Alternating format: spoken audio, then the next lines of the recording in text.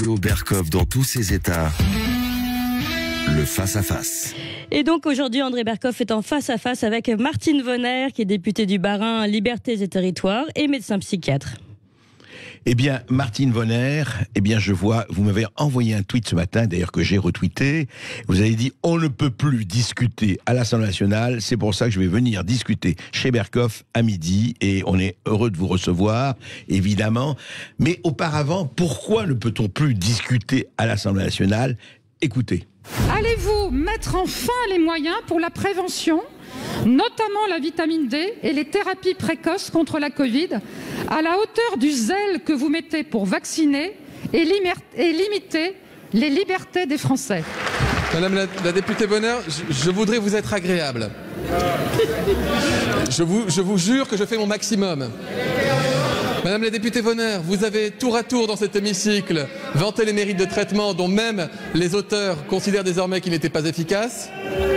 Vous avez ici vanté le non-port du masque comme étant une solution de liberté limite protectrice contre le virus. Vous avez nié tant la deuxième vague que les possibilités d'une troisième vague. Vous niez, en tout cas vous attaquez assez durement, je crois, la stratégie vaccinale. Je ne peux plus vous lire parce que vous m'avez bloqué sur Twitter sans que j'ai jamais eu d'interaction avec vous, c'est dommage. Mais je lis la presse.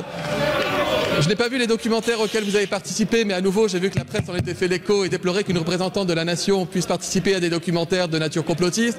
Madame la députée, chacun est libre dans cet hémicycle de son intervention. Je suis libre de mes réponses, vous l'avez. Eh bien, je vois que vraiment l'harmonie est au beau fixe entre Olivier Véran et vous, Martine Vonner. Ça, on sent. Alors, qu'est-ce qui se passe en fait? C'est-à-dire que, bon, on lui répond, évidemment, il attaque, c'est tout à fait son droit, et puis il est dans son rôle. Mais en fait, quand vous dites que la discussion est impossible, parce qu'on évite les sujets qui fâchent ou quoi?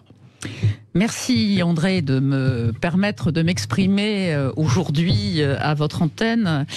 En effet, ce qui est absolument terrible, et vous l'avez bien dit, Olivier Véran répond en attaquant. Il n'a absolument pas apporté le moindre argument par rapport à cette question tout à fait simple, qui est la question de la prévention et du traitement ambulatoire précoce. Cette question était très simple. Aujourd'hui, malgré ce qu'il sous-entend, je ne suis pas du tout anti-stratégie vaccinale. Je me pose beaucoup de questions sur ce vaccin. Mais vous n'êtes pas anti-vaccin pas du tout. Je n'ai jamais été anti-vaccin. J'aime toujours à rappeler que dès le début de mon mandat, j'étais aux côtés d'Agnès Buzyn, qui a fait rentrer dans la loi en 2018 les 11 vaccins obligatoires. D'ailleurs, certains même me le reprochent. Mais non, j'ai 3 enfants, mes enfants sont vaccinés, moi-même je suis vaccinée pour l'intégralité des vaccins. J'ai toujours recommandé les vaccins à la vaccination, des vaccins classiques, tels que Pasteur les avait inventés. Cette vaccination, aujourd'hui, interroge. Elle utilise une technique qui n'a pas été éprouvée, en fait, chez l'homme, mais les quelques essais des vaccins ARN messager chez l'animal n'ont pas du tout été concluants, même c'est extrêmement inquiétant. On va revenir sur les vaccins, Martine Vonner, mais je voudrais d'abord qu'on parle sur des traitements ambulatoires. Vous dites, en fait, qu'on a complètement négligé l'avant, c'est-à-dire avant qu'on ait une vraie crise, avant qu'on soit obligé d'aller à l'hôpital, avant, etc. Vous dites que tout cet aspect a été négligé, voire pratiquement ignoré. Alors, en tant que député, j'aimerais revenir sur cette question du débat. En effet, oui. Dans l'hémicycle, on doit pouvoir, et je suis une élue de la nation, et je porte la parole de beaucoup de citoyens. Je ne suis pas là pour défendre une quelconque thérapeutique qui serait dangereuse. Aujourd'hui, nous avons un collectif, plusieurs collectifs de médecins qui se sont regroupés. La coordination santé libre. Tout à fait, la coordination santé libre. Je rappelle jusqu'ici 30 000 professionnels de santé qui vous ont rejoint, 30 000 et 100 000 citoyens. C'est ça ? Tout à fait. Et cette coordination santé libre a déjà fait 2 conférences de presse pour expliquer, on va dire, l'action de terrain en première ligne. Je rappelle que les médecins ont prêté le serment d'Hippocrate, que face à ce serment, ils ont l'obligation de soigner. L'obligation. Le devoir, l'engagement. C'est extrêmement fort de soigner leurs patients, à la condition que les patients arrivent jusqu'à leur cabinet. Parce que nous avons tous en mémoire les messages depuis le début de la crise sanitaire, depuis mars 2020. Les messages écrits, oraux, les gens sont bombardés et on continue à leur dire aujourd'hui, restez chez vous, restez confinés, il faut faire le test PCR. Tout cela peut se faire, en tous les cas, l'inscription pour avoir le test PCR peut se faire depuis chez soi, sur un logiciel particulier mis à disposition par l'assurance maladie. La personne va faire son test PCR. S'il est positif, la personne peut elle-même s'auto-prescrire un arrêt de travail. Elle continue à rester chez elle, cette personne, confinée, dont acte, mais plusieurs jours peuvent se passer sans qu'elle ne voie son médecin. Or, le collectif des médecins qui traitent dit la chose très simple. Si vous avez le moindre signe clinique, allez consulter votre médecin traitant. C'est lui qui vous connaît, c'est lui qui connaît vos contre-indications, c'est lui qui va pouvoir vous accompagner par un traitement. Ce que j'évoquais également dans l'hémicycle, alors bien évidemment, le ministre, il a quand même été très fort parce qu'en moins de 2 minutes, il a réussi à prononcer le mot Trump, Javel, complotiste. Il m'a accusé de prôner l'automédication. Toutes ces choses que je récuse absolument de façon très forte, je n'ai jamais dit ça. Je conseille simplement aux personnes d'aller voir leur médecin traitant, et c'est le médecin traitant qui saura le mieux accompagner en proposant ou non un traitement. Aujourd'hui, il y a quand même plusieurs molécules qui ont même, pour certaines, je vais citer l'ivermectine, ont été aujourd'hui dans plusieurs pays autorisées et sont promues en première intention. Toujours pas en France ? Toujours pas en France. Et d'ailleurs, le ministre m'a répondu en disant une fois de plus que je ne connaissais rien à la science et qu'il y aurait peut-être des essais en cours. Mais ce qui est très étonnant, c'est qu'à partir du 17 février, nous avons tous été 2020, hein, on 2020, se le rappelle, ouais. Nous étions tous confinés, ouais. Et au même moment, alors qu'il n'y avait aucun recul sur le remdesivir était une molécule qui a été promue par tout le monde, par le conseil scientifique, alors qu'il n'y avait pas eu de recul suffisant. Et on sait à quel point le remdesivir n'est pas efficace, mais comporte aujourd'hui des effets absolument l'OMS a reconnu. Mais tout à fait, l'OMS a reconnu, et donc toutes ces quantités... Et je rappelle simplement, Martine Vonner, que l'Union européenne a acheté pour 1 milliard d'euros de remdesivir. Il faut quand même qu'on le sache. Tout à fait, voilà. 1 milliard d'euros pour rien. Encore une fois, bon, peut-être, on était il y a 1 an, hein, on avait le droit de se tromper. Bien sûr. Aujourd'hui, il y a suffisamment de recul.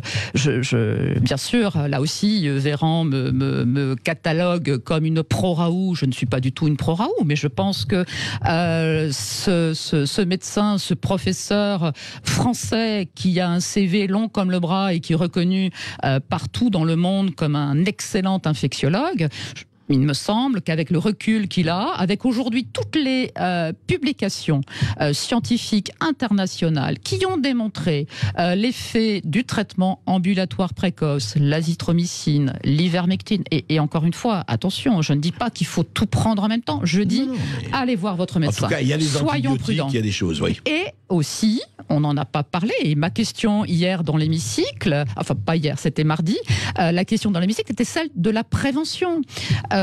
Simplement un chiffre, la vitamine D ne coûte quasiment rien. Aujourd'hui, on dépense quasiment 18 millions par jour en France pour faire des tests PCR. 18 millions d'euros pour les tests, oui. Pour les tests par jour. Ces tests dont on sait aussi qu'ils sont remis en question. C'est un test, le test PCR n'a jamais, normalement, n'aurait jamais dû être utilisé pour faire du diagnostic en grande population. Et on sait que à partir du moment où le test est amplifié, les fameux cycles d'amplification, le test va être faussement positif. On va se retrouver juste après les infos et on continue. Et on continue avec vous aussi, vous restez avec nous et surtout vous commencez à nous téléphoner 0826 300 300. On se retrouve dans quelques minutes. Sud Radio, c'est comme ça que vous l'aimez. Il faut des oxygénateurs de cerveau comme vous. Sud Radio, parlons vrai. Bruno et Carole veulent vendre leurs 3 pièces. Mais les questions ne manquent pas. Combien vaut leur bien? Comment le vendre au meilleur prix? Après une première estimation sur efficity.com, Bruno et Carole prennent rendez-vous avec Paul, conseiller immobilier Efficity dans leur quartier. Lors de la visite, Paul identifie les particularités du bien et identifie le prix idéal de mise en vente. Il les accompagne ensuite jusqu'à sa vente au meilleur prix. Avec Efficity, estimez et surtout, vendez. Dès maintenant sur www.efficity.com. Je pourrais vous en dire long sur Debar Automobile. Spécialiste de l'importation depuis plus de 20 ans. Offre très performante sur les véhicules neufs et d'occasion. Reprise, financement, rachat de véhicules cash. Mais, entre nous, quoi que je vous dise, le mieux, c'est de vous rendre dans la concession Debar la plus proche. Retrouvez toutes vos concessions sur debarautomobile.com. On ne va pas chez Debar par hasard. Sud Radio. Dans le Vaucluse, À Orange. sur 95.2. Vous pensiez que c'était impossible qu'on vous recommande une banque. Mais depuis qu'on vous a recommandé Boursorama Banque, vous vous dites que tout est possible. Comme passer à la radio pendant que vous chantez sous la douche. Non, stop, ça va pas être possible. Mais au moins vous savez que c'est possible de recommander sa banque. Chez Boursorama Banque, un client sur 2 vient sur les conseils d'un proche. Boursorama Banque, la banque qu'on a envie de recommander. Étude réalisée par Boursorama Banque sur la base des clients ayant ouvert un premier compte bancaire en 2020. Aldi. Et vous, qu'en pensez-vous? Je pense que chez Aldi, on a du poisson issu de la pêche durable. Soyez-en sûrs, chez Aldi, 70% de nos poissons proviennent de filières durables. Comme en ce moment, les crevettes entières cuites certifiées aquaculture responsable à seulement 7,89 € la barquette d'1 kilo. Et ça devrait vous plaire. Aldi, place aux nouveaux consommateurs. Offre valable jusqu'à épuisement des stocks, plus d'informations sur aldi.fr. Pour votre santé, évitez de grignoter. Vous êtes bien sur Sud Radio, il est 13h. Parlons vrai. Et on écoute les informations avec François Germain. Bonjour François. Bonjour à tous. Jean Castex attendu cet après-midi dans une école du 13e arrondissement de Paris. Le Premier ministre assistera à une expérimentation des tests salivaires pour détecter le coronavirus.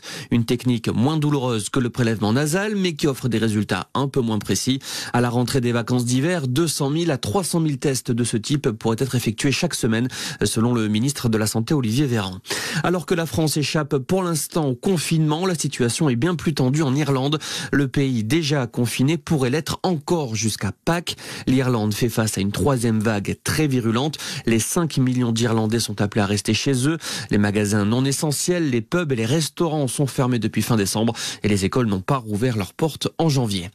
C'est l'une des conséquences économiques de la pandémie. Heineken va supprimer 8000 emplois dans le monde, soit 10% de ses effectifs. Le fabricant néerlandais de bière est miné par la fermeture des bars et des restaurants aux 4 coins de la planète. L'an passé, Heineken a enregistré une perte nette de 204 millions d'euros. Globalement, les ventes du secteur de la bière ont reculé de 40% en Europe.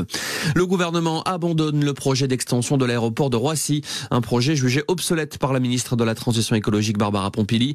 Il était question de doter le terminal 4 d'une capacité de 40 millions de passagers par an pour atteindre 120 millions de voyageurs à Roissy d'ici 2035. Barbara Pompili demande au groupe Aéroport de Paris un projet différent, plus raisonné, afin d'atteindre une baisse des émissions de gaz à effet de serre. Le coup dur pour le foot féminin, le tournoi de France est annulé à cause de la crise sanitaire. Cette compétition amicale était prévue à Metz et Sedan à partir du 17 février. Les Bleus disputeront à la place 2 matchs contre la Suisse à Metz.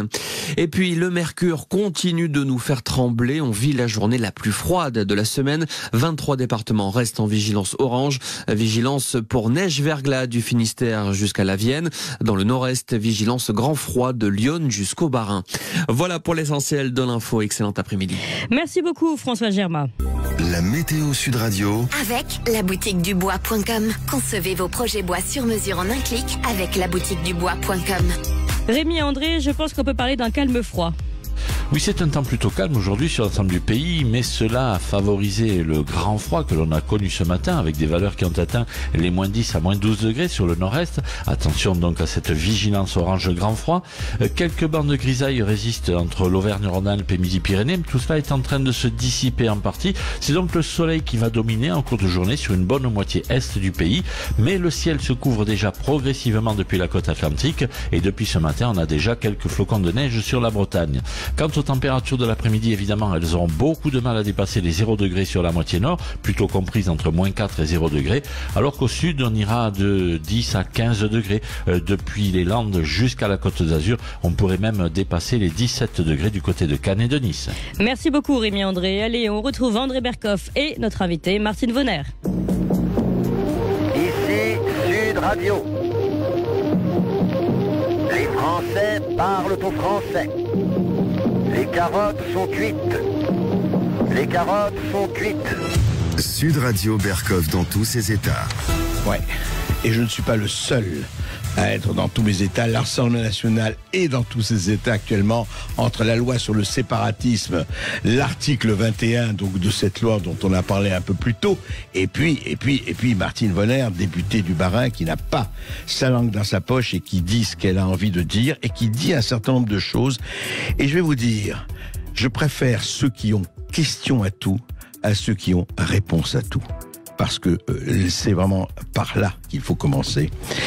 Martine Vonner, on parlait justement de ces traitements, de ce qui se passe là-dessus, de la polémique. Mais au-delà de la polémique, il y a quand même des divisions actuellement. Il y a une chose d'ailleurs, je voudrais avoir, la psychiatre que vous êtes, et une question. Vous savez qu'avant, on doutait déjà depuis longtemps de la parole des politiques. On doutait aussi de la parole des médiatiques, c'est le moins que l'on puisse dire, et des politiques. Et maintenant, depuis la crise du Covid, depuis 1 an, on doute de la parole des médecins. On doute de la parole d'un certain nombre de médecins, en tout cas.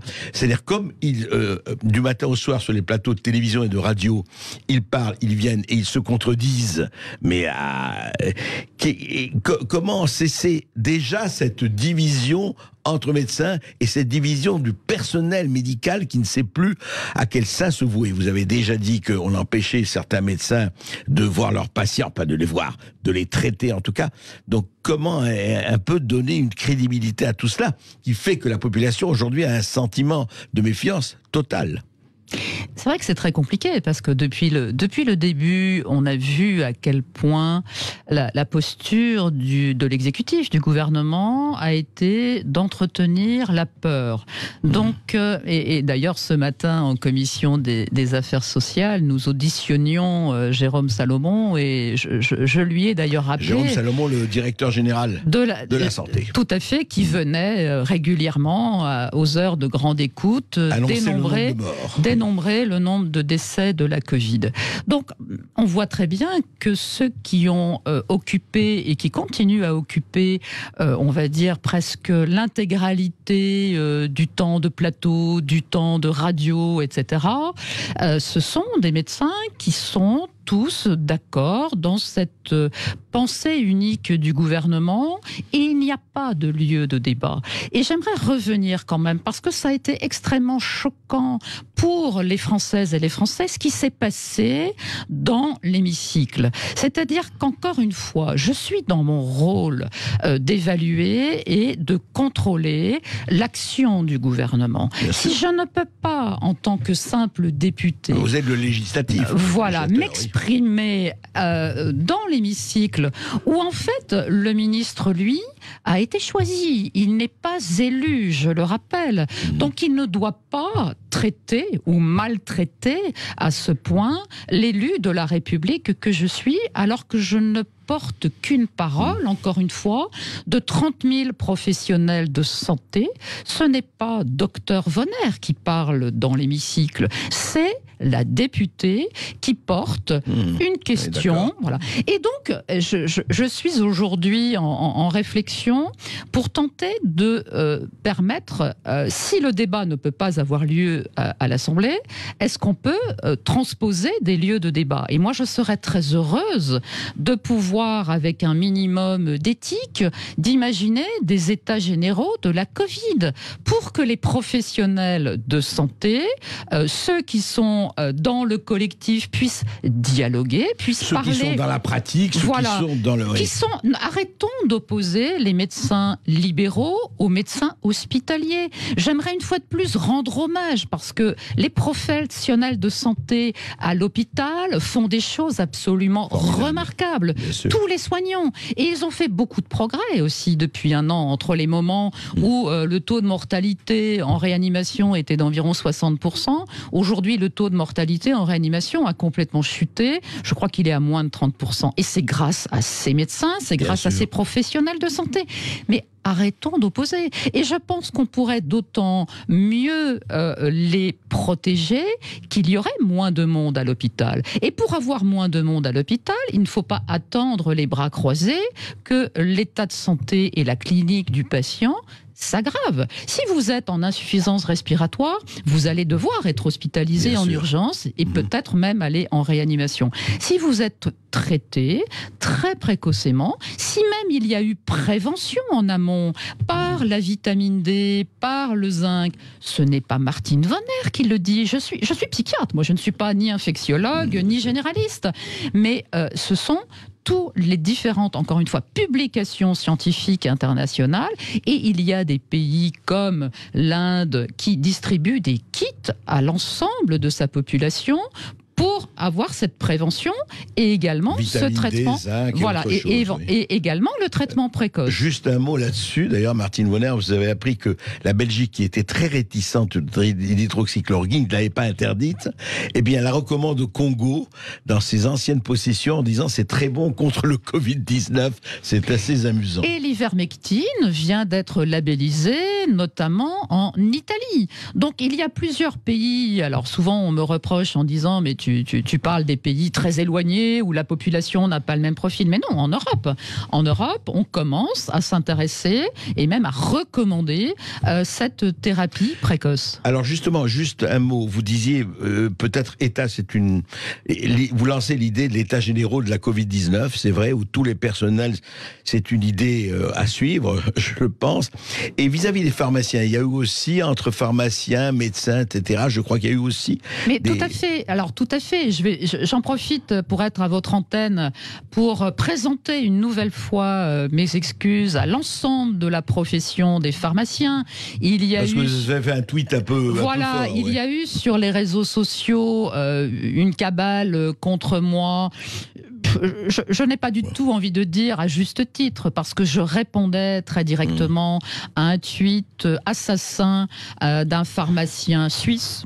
J'avais pas fait attention, mais c'est un pharmacien suisse. Et j'ai répondu sur un ton, on va dire, un peu, pas du tout véhément, un peu carabin, une plaisanterie, comme on se fait depuis des années. Allez, dites-le, c'est quoi ce tweet ?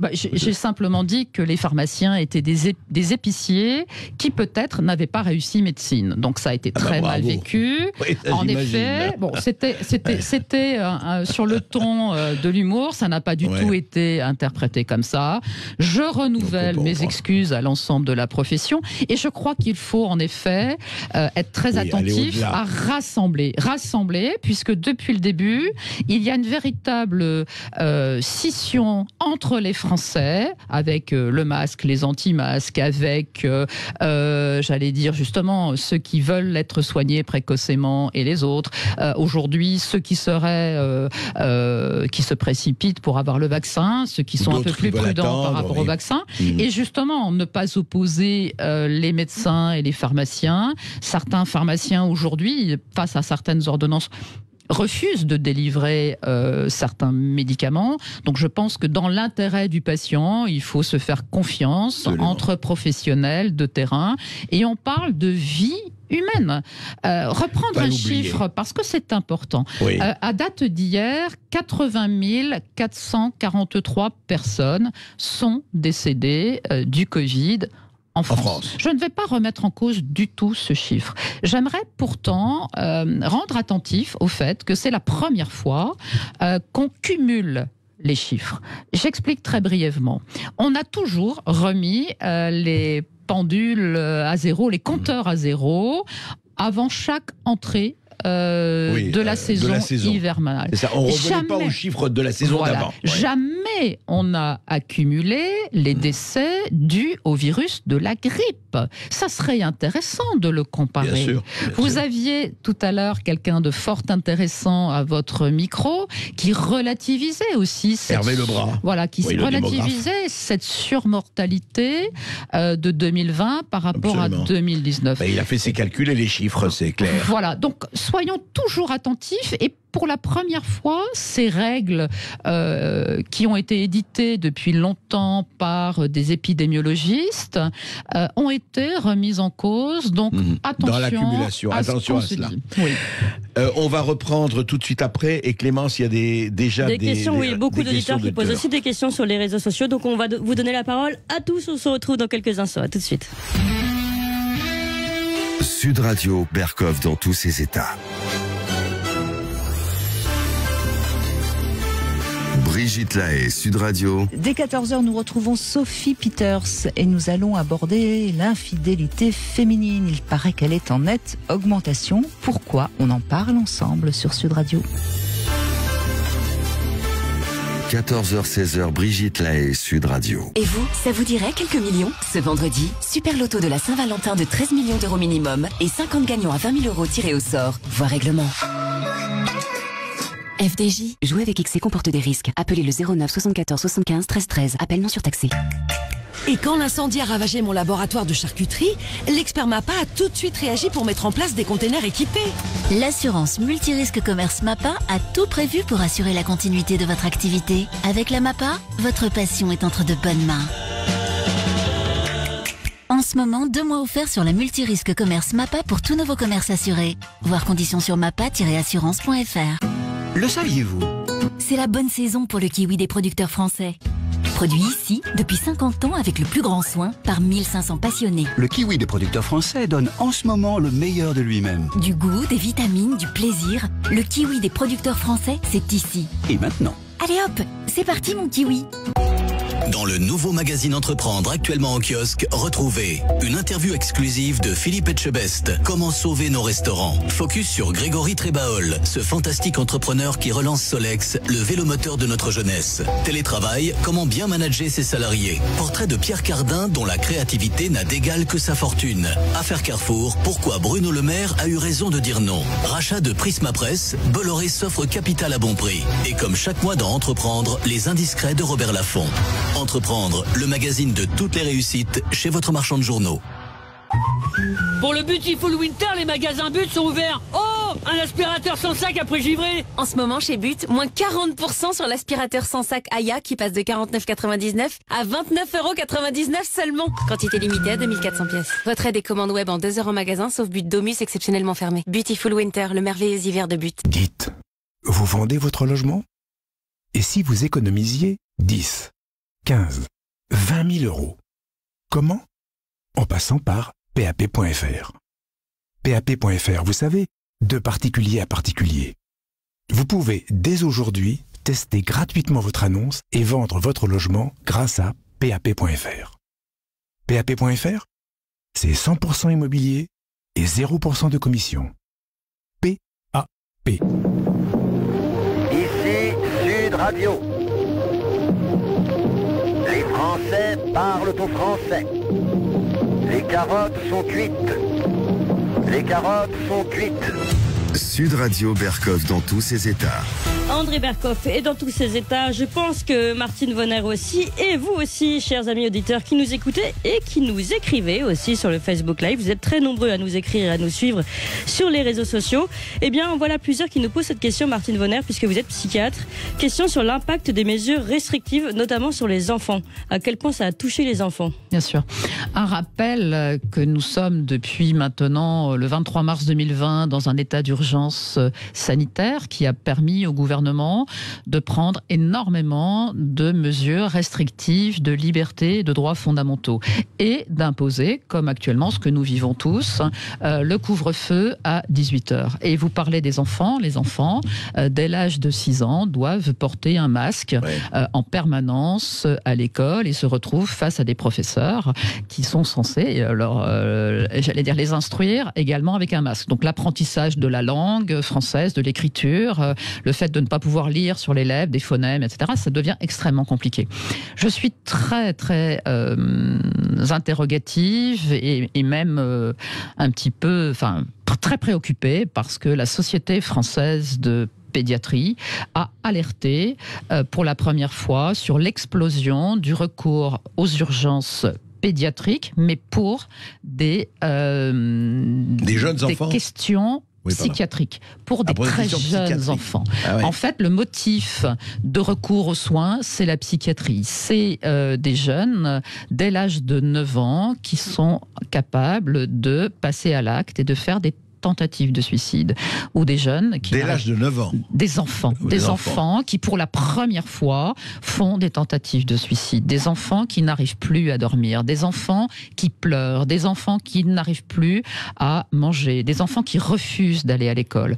Alors, je n'ai aucun chiffre à vous donner. Je demande ces chiffres depuis plusieurs semaines à Santé publique France, à la fois pour... Ils les ont, Santé publique France? Alors, ils sont censés les avoir. Depuis plusieurs années, Santé publique France n'a pas remis à jour les chiffres des suicides en France et des tentatives de suicide. Mais mes confrères qui participent aux gardes notamment estiment qu'il y a à peu près un triplement des suicides aujourd'hui en France. Alors là, des adultes, bien sûr. Et surtout, cette alerte par rapport aux enfants. Je sais que, notamment, Réaction 19, cette association qui s'est constituée et qui est présidée par maître Carlo Alberto Brusa, aujourd'hui demande aux parents de mesurer la saturation en oxygène des enfants le matin, au lever, et au retour à 16h30, au retour de l'école, après avoir porté un masque toute la journée. Je crois que les premiers résultats sont absolument édifiant. Donc je n'en dévoilerai pas plus. Non, il faudra laisser. Il faut vérifier. Il faut vérifier absolument. Il ne faut pas partir dans des. Mais véritablement, je comprends parfaitement la préoccupation des parents et le nombre de questions que vous avez de vos auditeurs sur ce sujet. Parce que le problème, Martine Voller, juste là-dessus, c'est vrai. Et moi, sans faire de jugement de salon, autant effectivement, on peut critiquer et à juste titre, vous le faites, le management par la peur qui a eu lieu, en tout cas.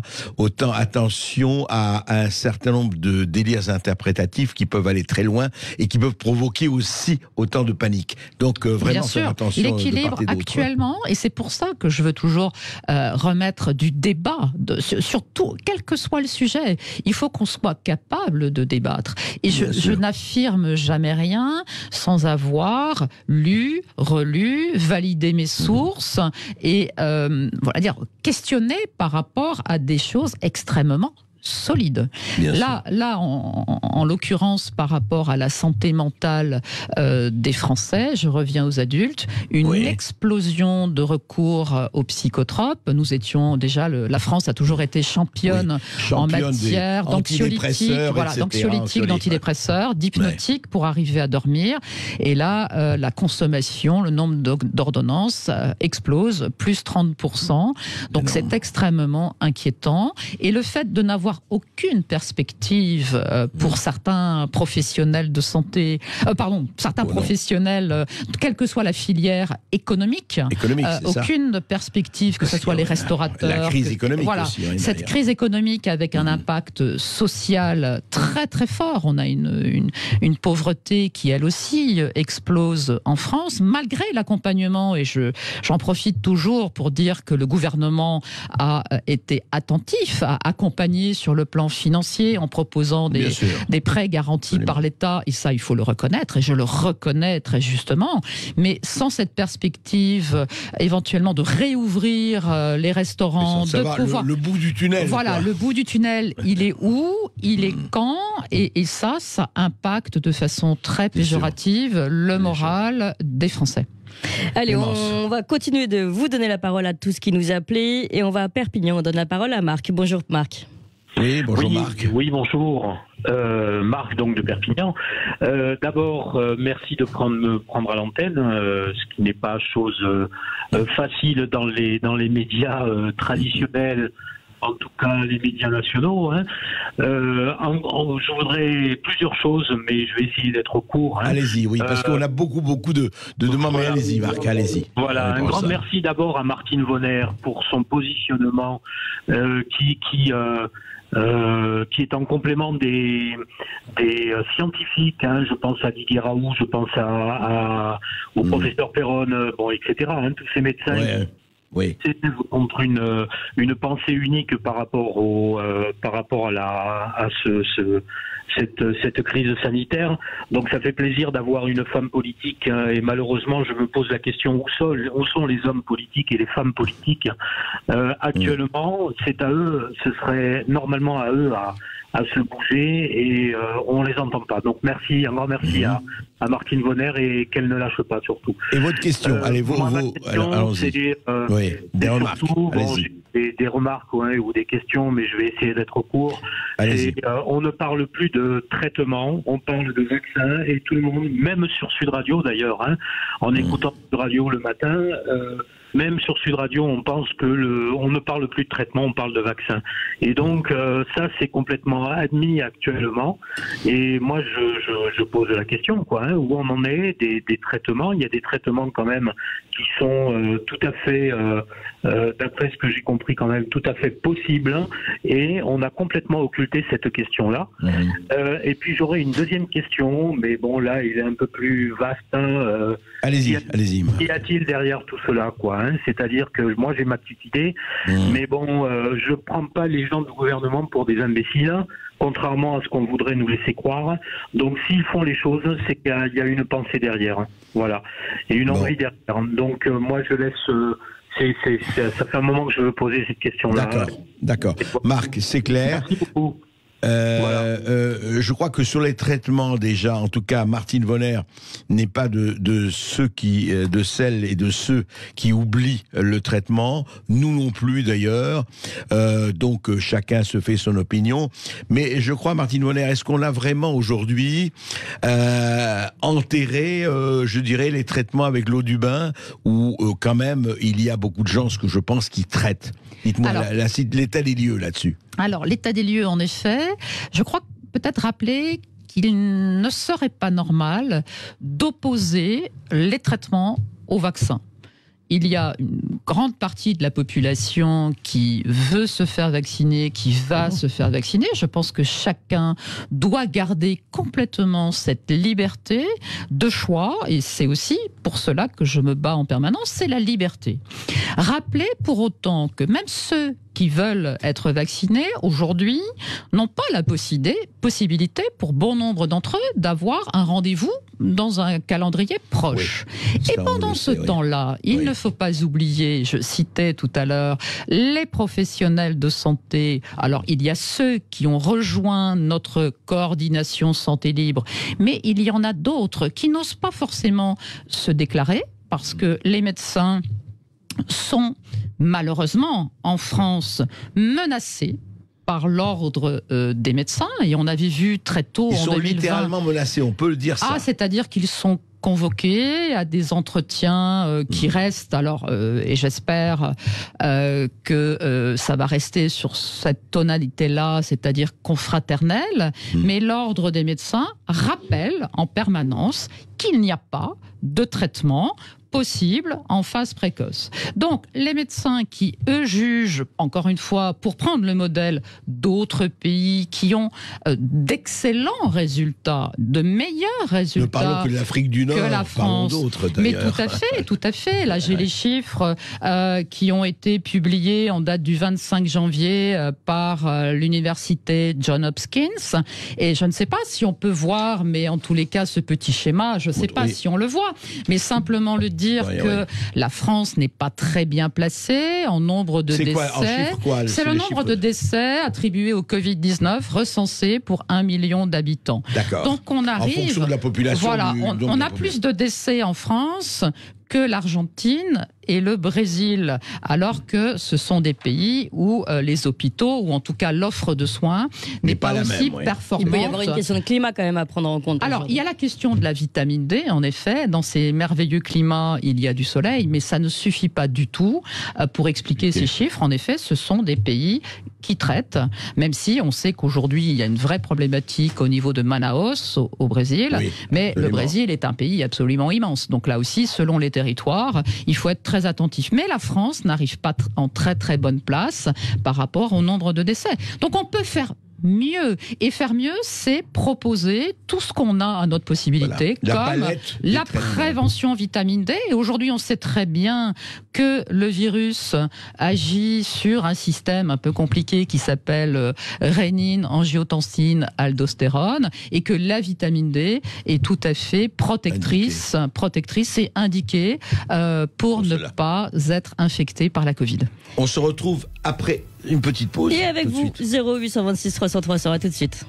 Merci d'écouter Sud Radio. Je suis sur Internet et franchement, je trouve que c'est la meilleure radio que j'ai jamais entendue. Sud Radio, parlons vrai. Quand Suzuki a lancé sa technologie hybride, c'était un pionnier. Aujourd'hui, c'est une référence. La gamme Suzuki 100% hybride vous garantit une conduite plus fluide et une réduction de votre consommation de carburant à partir de 99 € par mois. Votre concessionnaire Suzuki Automobile sera vous conseiller. Pour passer à l'hybride, passez chez Suzuki. Initie Hybride Avantage, location longue durée 37 mois, 30 000 km à partir de 99 € par mois, après premier loyer de 1950 €, prime à la conversion de 1500 € déduite. Entretien inclus, offre valable jusqu'au 31 mars 2021, si accord Arval Services. Détails sur suzuki.fr. Prime énergie, ma prime rénov', crédit d'impôt. Vous avez un projet de rénovation énergétique, mais vous vous sentez perdu? Hello Elio. Elio s'occupe de tout pour vous. Travaux, gestion administrative, obtention des aides, vous n'avez rien à gérer et parfois même rien à avancer. Alors, hello les économies, hello la simplicité, hello Elio.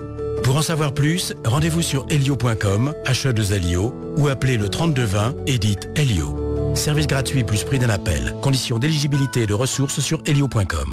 Sud Radio. En Haute-Loire. Au Puy-en-Velay. Sur 91 FM. Lidl, meilleure chaîne de magasins de l'année dans la catégorie fruits et légumes. Allô patron? Ah là je suis pas bien, hein. Je suis blanc, mais blanc. Comment ça, blanc? Eh ben blanc comme une endive. Je suis chez Lidl et là ça va vraiment pas. En ce moment ils nous font le sachet de 5 endives à 1,49 €. Le sachet de 5 endives à 1,49 € chez Lidl? Non mais c'est une blague. Oh bah non, c'est le vrai prix et origine France. Hein. Eh ben on est mal. Lidl, le vrai prix des bonnes choses. Catégorie 1, origine France. Nos supermarchés sont livrés quotidiennement et vous accueillent en toute sécurité jusqu'à 18 h. Profitez des heures creuses pour faire vos courses. Plus d'informations sur Lidl.fr. Berkoff dans tous ses états revient tout de suite avec vous sur Sud Radio. Vous pensiez que c'était impossible qu'on vous recommande une banque. Mais depuis qu'on vous a recommandé Boursorama Banque, vous vous dites que tout est possible. Comme passer à la radio pendant que vous chantez sous la douche. Non, stop, ça va pas être possible. Mais au moins vous savez que c'est possible de recommander sa banque. Chez Boursorama Banque, un client sur deux vient sur les conseils d'un proche. Boursorama Banque, la banque qu'on a envie de recommander. Étude réalisée par Boursorama Banque sur la base des clients ayant ouvert un premier compte bancaire en 2020. À tout instant, écoutez Sud Radio, en voiture, au travail, depuis votre smartphone. Installez l'application Sud Radio depuis le Google Play ou l'App Store. Ici Sud Radio. Les Français parlent au français. Les carottes sont cuites. Les carottes sont cuites. Sud Radio, Berkoff dans tous ses états. Et la discussion continue entre André Berkoff, Martine Vonner, je rappelle, député du Bas-Rhin, Liberté et Territoire, et puis vous aussi, vous tous qui nous écoutez et qui nous appelez au 0826 300 300. Allez, on va donner la parole à Dominique qui nous appelle de Rochefort. Bonjour Dominique. Oui, bonjour Dominique. Oui, bonjour André, bonjour Madame Vonner. Bonjour. Je vous appelle pour une question et une remarque, parce que dernièrement, au mois de décembre et janvier, j'avais adressé à 90 députés et sénateurs un mail, une lettre ouverte en fin de compte, faisant un petit peu l'état des lieux de tout ce qui était des moyens utilisés pour gérer la crise. Donc c'était sur les tests PCR pour dire effectivement que c'était pas des bons moyens, c'était des moyens frauduleux. Sur le nombre de décès, le taux d'incidence aussi. Pour information, taux d'incidence, la 5e semaine là sur le réseau Sentinelle, le vrai, pas fait sur des fausses bases des tests PCR, il est de 25 sur la semaine 5. 21, pardon, 21. Donc il est très bas pour 100 000 habitants. Et donc, j'ai eu plusieurs réponses. J'ai eu 2 réponses principalement. Martine Vonner, qui effectivement a répondu en remerciant pour ma contribution. Et puis une autre députée, donc j'ai fort apprécié. Et puis une autre députée qui m'a répondu que selon les chiffres officiels, il n'y avait pas moyen parce que la requête c'était supprimer l'état d'urgence et puis supprimer l'état d'urgence sanitaire, oui c'est ça. C'était l'urgence sanitaire parce que l'épidémie était en sommeil et puis que ça ressemblait à une épidémie qui n'était pas du tout inquiétante. D'accord. En prouvant avec les chiffres que je donnais, corrigés par des vrais chiffres quoi. Et en fin de compte, c'est l'autre député, que j'ai oublié le nom, mais c'est pas grave, je vais pas la citer de toute façon, m'avait répondu que selon les chiffres officiels, il n'était pas question que ça démontrait la validité des décisions prises du maintien avec le couvre-feu et puis l'état d'urgence. En fin de compte, je me suis aperçu à ce moment-là, mis à part des députés comme Martine Vonner, François Ruffin, quelques personnalités comme ça, les députés, en fin de compte, suivent beaucoup la doxa. C'est-à-dire qu'en réalité, ils ne surveillent pas vraiment l'exécutif dans la totalité. Ils regardent les décisions, mais ils ne regardent pas les moyens utilisés. Et là, les moyens sont frauduleux. C'est démontré, le Portugal, les tests PCR ont été jugés au tribunal et inadaptés. Il y a un procès en cours avec les tests PCR de l'avocat et Dr Fulmich en Allemagne. Contre l'État fédéral et même je crois que c'est au niveau de l'OMS aussi, ça va jusque-là. Donc j'étais un peu étonné de ça. Donc ça m'étonne pas que les lois soient mal votées dans des conditions comme celle-là, quoi. Et que Véran se permette d'insulter Martine Vonner, c'est scandaleux, quoi. C'est vraiment, en plus il dit des grosses bêtises, quoi, qu'il n'y ait pas de traitement. Il se fait passer pour un idiot, parce qu'il y a beaucoup de gens aujourd'hui qui savent qu'il y a des traitements. Je vous donne une information d'ailleurs, à ce sujet-là, les traitements, si vous voulez voir les études, c'est sur c19studies.com. Vous les trouverez tous là-dessus, et ils sont en nombre. Ivermectine, hydroxychloroquine, zinc, vitamine D. Tout ça. Voilà. Donc ça, c'est une réflexion. Et puis la question qui est là avec, c'est ce conseil de l'ordre des médecins. Pourquoi l'Assemblée nationale ne prendrait pas à sa charge l'étude de restructuration de cet ordre des médecins pour qu'il soit indépendant et qu'il soit réellement pas un flicage qui ressemble à ce qui a été fait sous Pétain, quoi. Parce que c'est vraiment inadmissible. D'ailleurs, il avait été fondé, on le rappelle, en 1941. C'est ça. Puis après, j'aurais une petite réflexion Attendez, Marc, déjà que Martine Vonner, alors l'ordre des médecins. Alors, l'ordre des médecins... Qu'est-ce qu'on peut faire L'ordre des médecins, déjà, a été épinglé par la Cour des comptes. Et malheureusement, les rapports de la Cour des comptes restent trop souvent non suivis des faits, mais je pense qu'ils ne sont pas exécutoires. Voilà, ça serait tout à fait intéressant peut-être de ressortir, mais c'est très récent.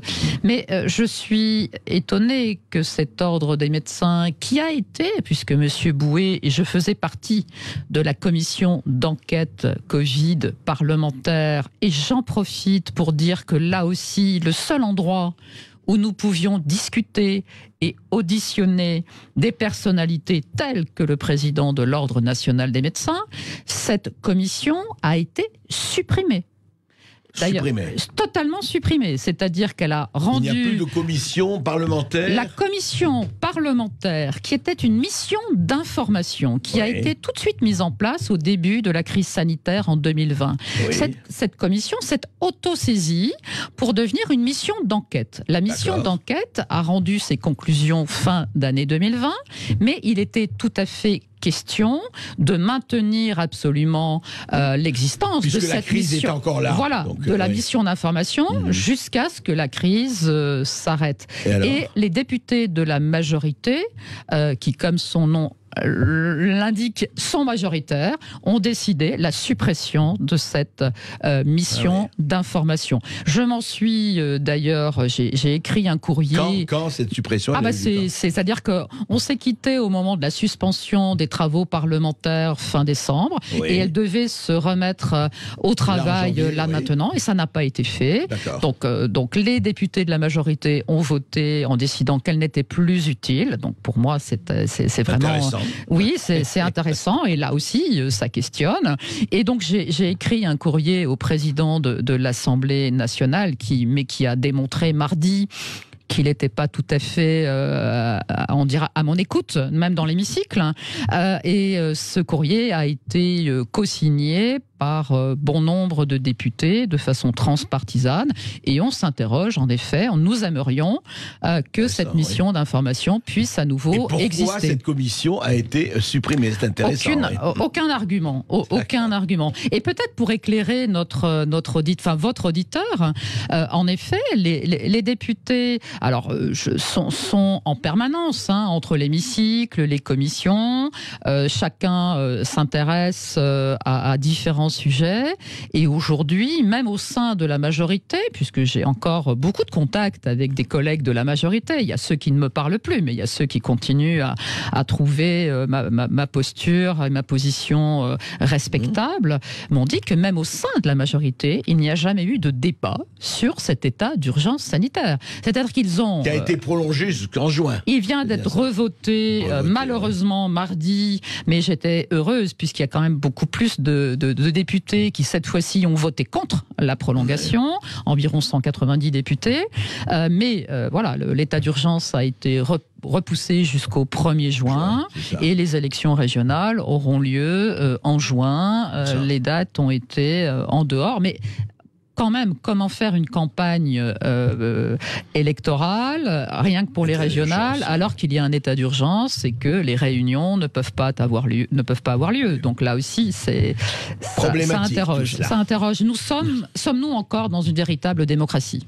Alors, on a une grande question. On a justement une autre question sur le Facebook Live de nos éditeurs, enfin de l'un de nos auditeurs, puisque vous avez justement revendiqué d'ouvrir le débat à l'Assemblée nationale. Est-ce qu'on peut vraiment débattre en médecine comme on débat en politique alors que c'est une science ? Il faut justement, je crois, réconcilier science et politique. Et là, nous n'avons fait, le gouvernement n'a fait que diviser. Il y a toujours eu, au sein de la Commission des affaires sociales, des missions flash, des missions parlementaires d'information sur même certaines maladies chroniques. Actuellement, il y a une mission d'information sur la maladie de Lyme.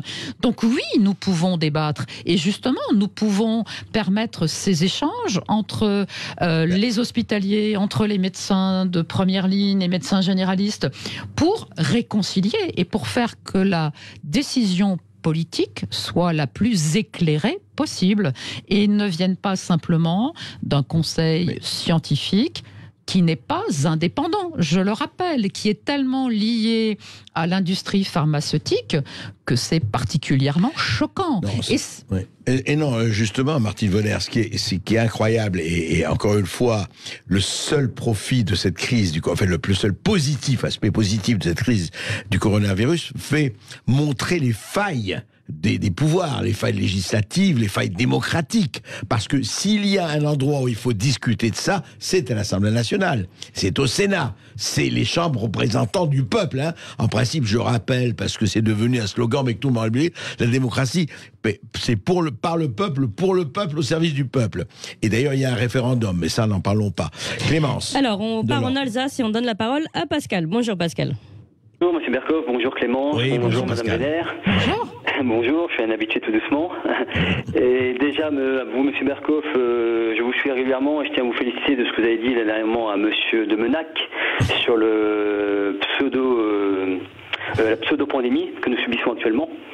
Je vous ai suivi et merci à vous de dire la vérité à tous ces gens-là qui veulent nous faire peur. Merci, on continue. Pardon ? Je dis on continuera. Merci Monsieur Bercoff. D'ailleurs, merci d'exister parce que sans vous, qu'est-ce qu'on ferait ? Et j'ai une question à Madame Werner au sujet des masques. Parce que moi, j'ai 2 enfants, Madame Werner, et je ne supporte pas de voir mes enfants avec des masques 8 heures par jour. Ils ont quel âge vos enfants, Pascal ? Ma fille a 11 ans, une fille de 11 ans, une fille de 6 ans. D'accord. Et une de mes filles, la plus grande, qui a le masque 8 heures par jour quasiment, parce qu'elle porte aussi dans le bus pour aller à l'école, c'est vrai que régulièrement elle est fatiguée, très fatiguée et énervée, et aussi mal de crâne, ce qu'elle n'avait jamais avant. Et je me pose des questions sur l'efficacité de ces masques. Enfin moi j'ai mon opinion, ils ne servent strictement à rien.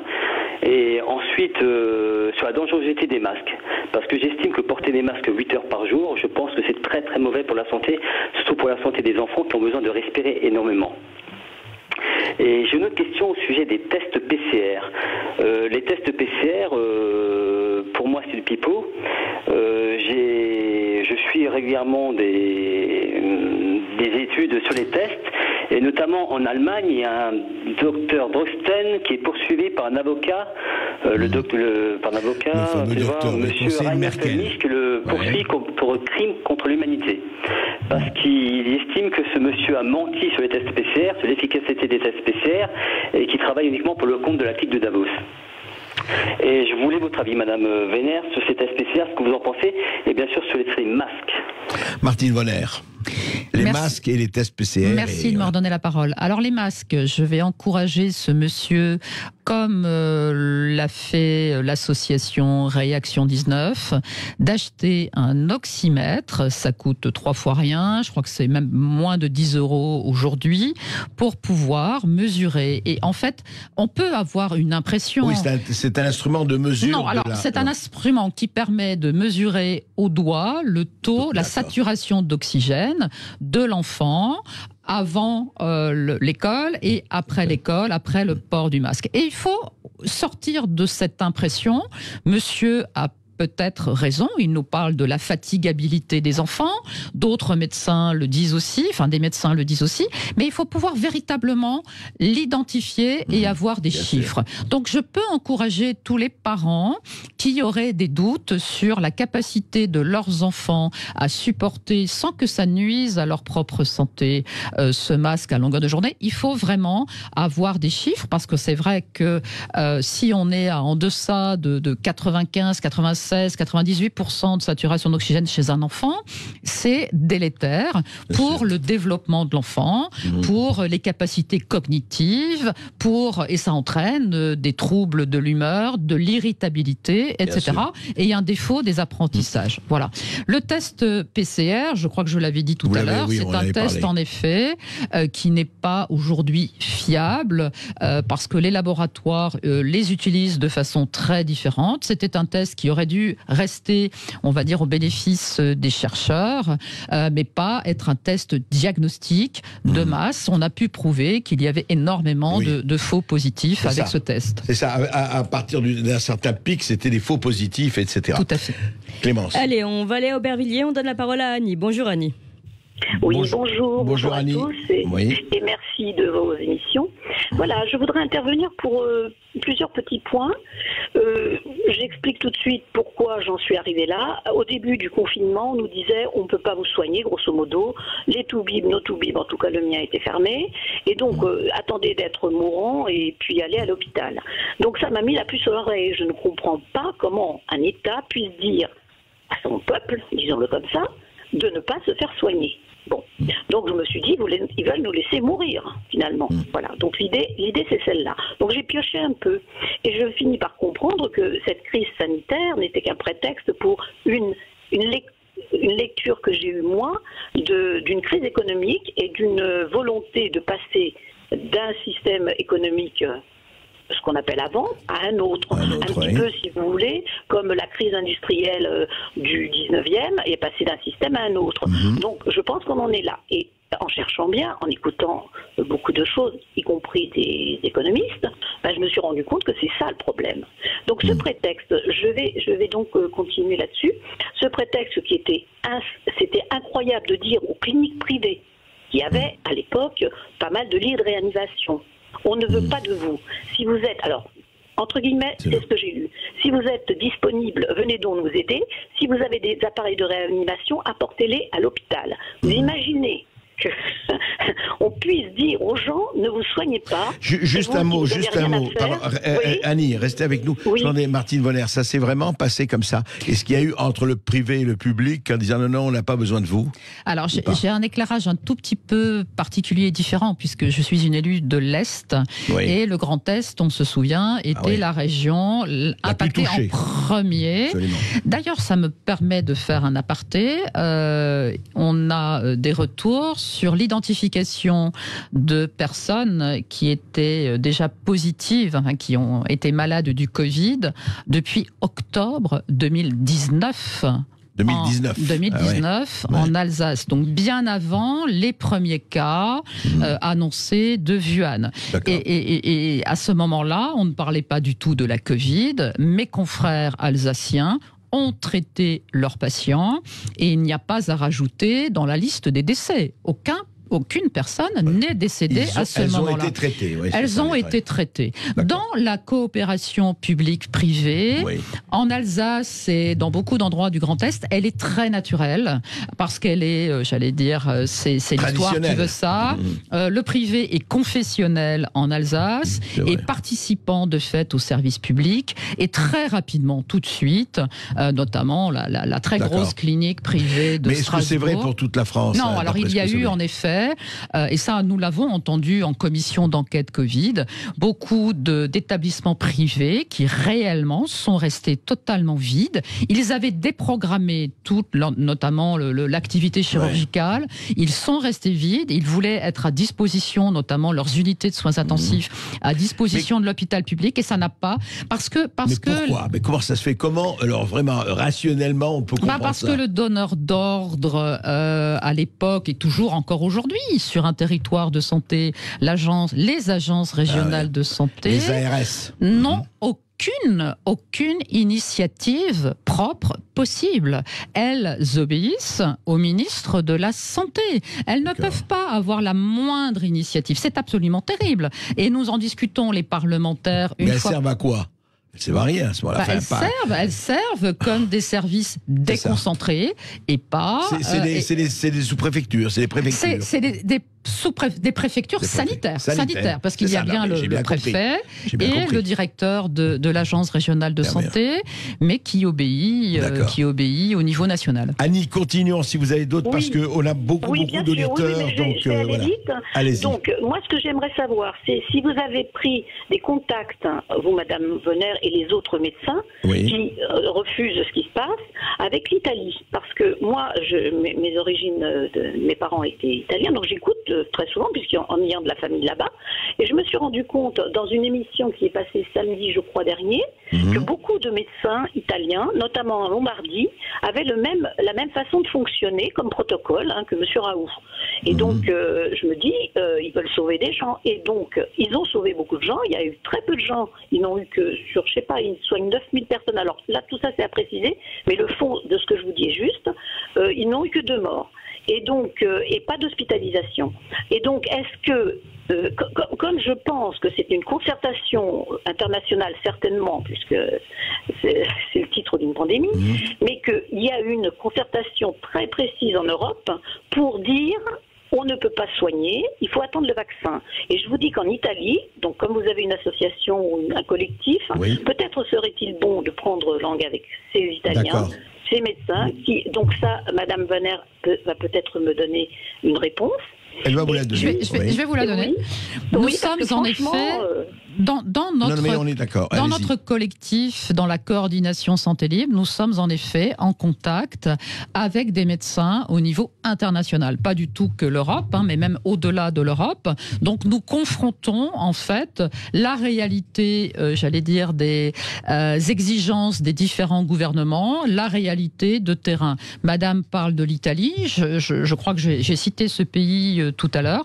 En effet, l'Italie vient de labelliser certains traitements précoces, et aujourd'hui, alors je ne sais pas, je ne voudrais pas dire de bêtises, je ne pense que c'est peut-être pas dans toute l'Italie, mais dans certaines régions italiennes, l'utilisation de traitements précoces est tout à fait possible.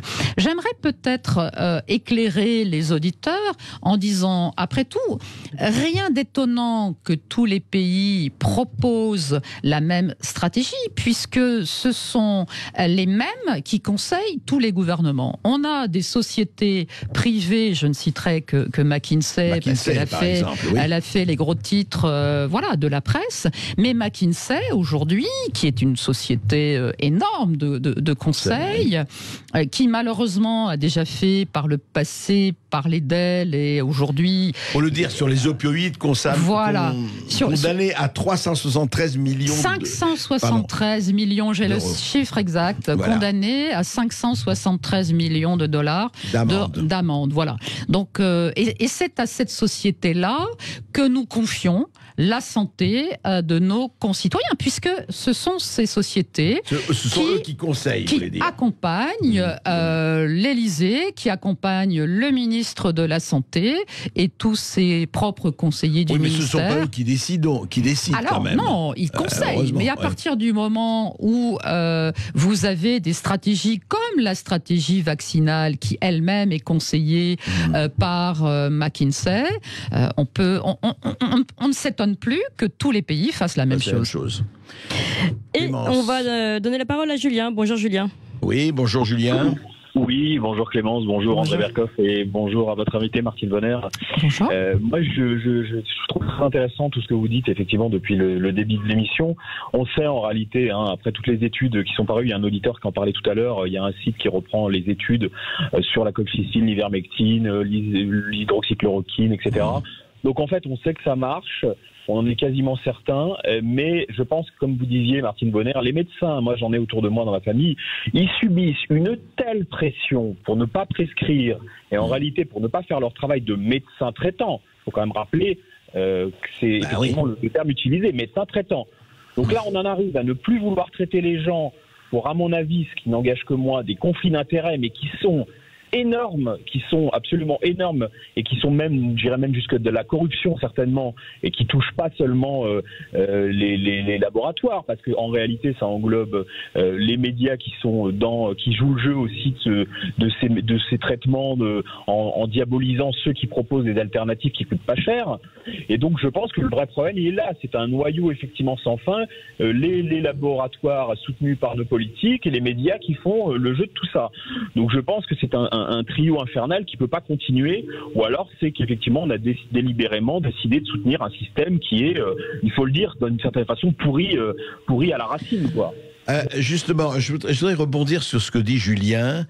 Est-ce que Martine Vonner, parce qu'on arrive un peu en fin d'émission et je voudrais vous laisser effectivement le mot de la fin ou les mots de la fin, et c'est que sans entrer dans des délires complotistes en quoi que ce soit, effectivement, il y a eu, comme l'a dit une auditrice, un changement de monde. Et on est passé du monde rural au monde industriel, du monde industriel au monde tertiaire. Est-ce que là, à cette occasion-là, et encore une fois, sans que ce soit un plan organisé, etc., est-ce qu'on n'est pas en train, en tout cas, d'essayer de changer de monde, et je dirais d'un monde de tableau Excel, d'un monde de distance, etc. Parce que c'est vrai que cette histoire de ne pas traiter, cette histoire d'attendre, cette histoire de contact, alors il ne faut pas oublier évidemment le virus, en aucun cas, est-ce qu'on n'est pas en train d'un basculement, ou au contraire, ce qu'on peut, c'est un drame, mais on va retrouver, et on l'espère aussi, nos coordonnées et nos appuis, à votre avis? Mais j'espère en effet qu'on va retrouver le monde du 16 mars 2020, c'est-à-dire ce monde où on pouvait se serrer la main, se toucher, s'embrasser, aller au travail sans rester des heures derrière un écran d'ordinateur.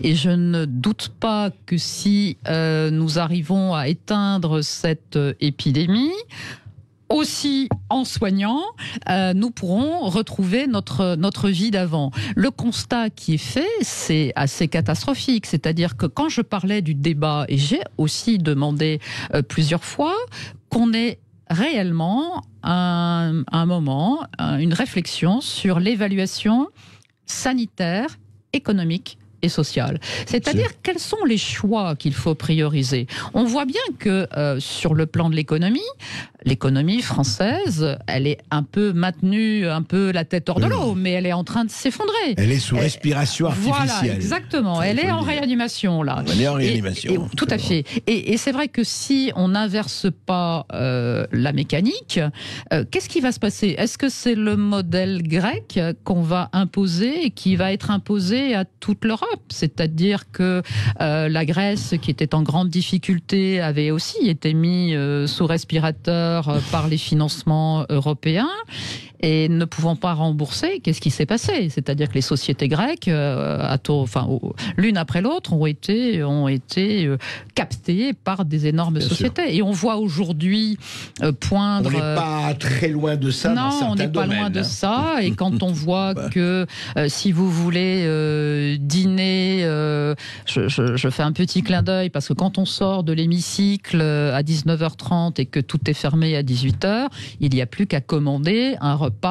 Mais les citoyens aujourd'hui qui vivent un couvre-feu difficile dans leur quotidien, parce que quand on travaille toute la journée, comment aller faire ses courses après 18h? C'est impossible. Donc c'est ce quotidien-là de la privation du lien social, de la privation de toutes les libertés. On comprend complètement dans l'idée du gouvernement de protéger les plus vulnérables, mais dont acte. Ne pourrait-on pas faire différemment? Et je pense qu'il est urgent de réfléchir ensemble à une autre voie. Nous avions évoqué la 4e voie dans notre manifeste des libertés, dans la coordination santé libre. Cette 4e voie, je pense qu'il faut vraiment l'emprunter maintenant. Eh bien, écoutez, on continuera en tout cas à vous suivre et à suivre tout cela. Et ça s'appelle effectivement de l'humanisme. Merci beaucoup, en tout cas, Martine Vonner, je rappelle, députée du Bas-Rhin, Liberté et Territoire. Merci beaucoup d'avoir été avec nous. Et pour tous ceux qui nous écoutent, vous pourrez retrouver cette émission sur YouTube et en podcast sur sudradio.fr. Et puis, évidemment, Sud Radio continue, et vous continuez de nous appeler aussi au 0826 300 300 pour Brigitte Lahaye qui pose cette question sur l'infidélité féminine. Est-ce que vous saviez, vous, qu'elle est en nette augmentation? Quelles en sont les raisons? On en parle. Sud Radio. Sud Radio. Parlons vrai. Parlons vrai.